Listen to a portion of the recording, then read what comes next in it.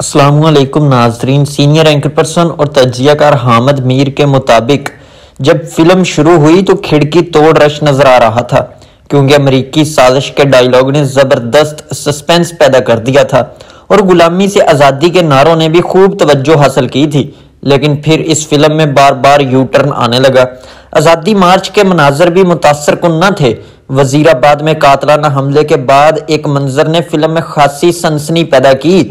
خیال تھا کہ اب یہ فلم صرف کھڑکی توڑ نہیں بلکہ ریکارڈ توڑ بزنس کرے گی۔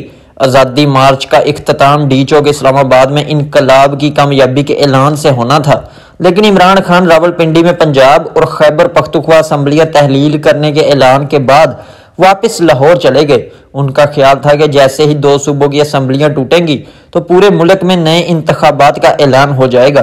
2 صوبائی اسمبلیاں تو ٹوٹ گئیں، لیکن تحریک انصاف نے قومی اسمبلی میں واپسی کا اعلان کر دیا۔ اس یو ٹرن پر تماشائیوں کو مایوسی ہوئی اور وہ گھروں کو واپس جانے لگے۔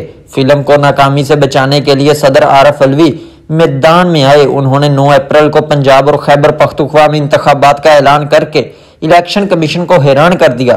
اس اعلان کے بعد خدشہ پیدا ہوا کہ یہ فلم کھڑکی توڑ رش تو قائم نہ رکھ سکی، لیکن اس فلم کے واقعات کوئی آئین توڑ کلائمیکس نہ پیدا کر دیں۔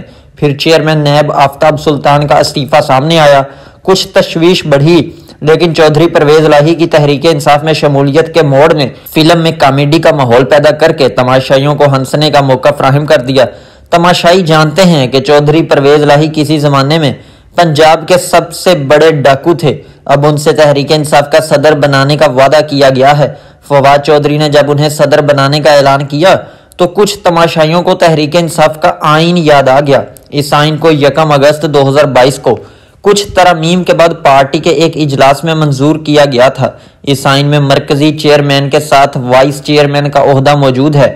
آئین میں سینئر نائب صدر اور نائب صدر بھی ہے، لیکن مرکزی صدر کا عہدہ آئین کی دستاویز میں نہیں ہے۔ صوبائی صدور کے عہدے موجود ہیں، لیکن کوئی عہدہ خالی نہیں۔ مطلب یہ ہے کہ چودھری پرویز الہی کے لیے ایک ایسے عہدے کا اعلان کیا گیا ہے جو تحریک انصاف کے آئین میں ہی موجود نہیں۔ ہو سکتا ہے کہ چودھری صاحب کی حالیہ خدمات کے عوض تحریک انصاف اپنے آئین میں ترمیم کر کے بغیر کسی الیکشن کے انہیں صدر بنا دے۔ مسلم لیگ نون اگر بغیر الیکشن کے مریم نواز کے لیے عہدے کا اعلان کر سکتی ہے تو تحریک انصاف چودھری پرویز الہی کے لیے عہدہ کیوں تخلیق نہیں کر سکتی؟ آخر ان پارٹیوں میں فرق ہی کتنا ہے؟ اس فلم کا ذکر ہو رہا ہے، اس میں عوام کی عدم دلچسپی کی ایک وجہ یہ بھی ہے کہ انہیں سمجھ نہیں آ رہا کہ ہیرو کون ہے اور ویلن کون۔ سب کردار ویلن جیسے ہیں۔ اس فلم میں نہ حق و باطل کی لڑائی ہے، نہ ظلم و نا انصافی کا مقابلہ ہے، اور نہ ہی امیر و غریب کی کشمکش ہے۔ سب کردار ابن الوقت ظالم اور امیر ہیں۔ کبھی مل کر جنرل باجوہ کے لیے تالیاں بجاتے ہیں، کبھی مل کر جنرل باجوہ کو برا بھلا کہتے ہیں۔ ایک دوسرے کو جیل بھیجنا ان سب کا محبوب مشغلہ ہے، اور آئین کی خلاف ورزی ان کرداروں کے ایک مشترکہ خصوصیت ہے۔ ان کرداروں کی ذاتی لڑائیوں کے پیچھے کچھ اداروں کا کردار بھی ڈھکا چھپا نہیں، اور اس لیے آڈیو لیکس بھی سامنے آ رہی ہیں۔ کوئی بھائی بول رہا ہے، کوئی فی الحال خاموش ہے۔ اسد عمر چیخ کر کہتا ہے کہ مسلم لیگ نون پر آئین سے غداری کا مقدمہ بنائیں گے۔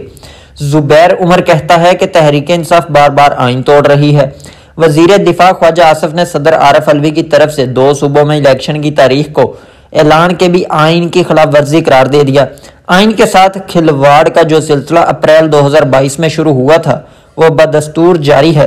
عمران خان کے خلاف تحریک عدم اعتماد ایک آئینی طریقہ تھا، لیکن عمران خان نے آئین کی دفعہ 5 کی آڑ میں تحریک عدم اعتماد لانے والوں کو ملک دشمن اور غیر ملکی ایجنٹ قرار دے دیا۔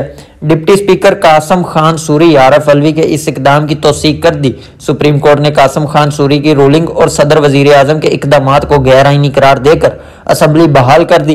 صدر عارف علوی کے ایک ایکشن کے خلاف سپریم کورٹ کا فیصلہ آ چکا ہے۔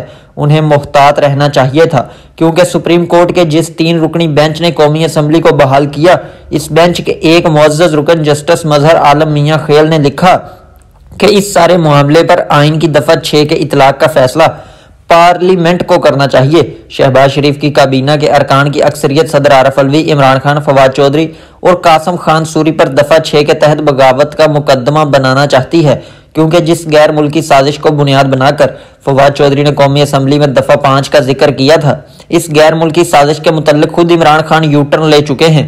دوسری طرف اسد عمر موجودہ حکومت پر دفعہ 6 لگانا چاہتے ہیں۔